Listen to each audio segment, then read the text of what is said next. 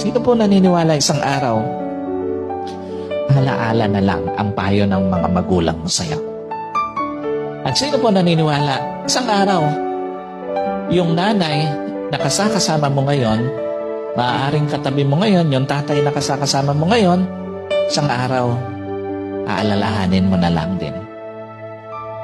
Hindi kayo forever na magkasama. Kaya nga, lahat ng magulang hanggat kasama pa yung anak, gagawin ng lahat.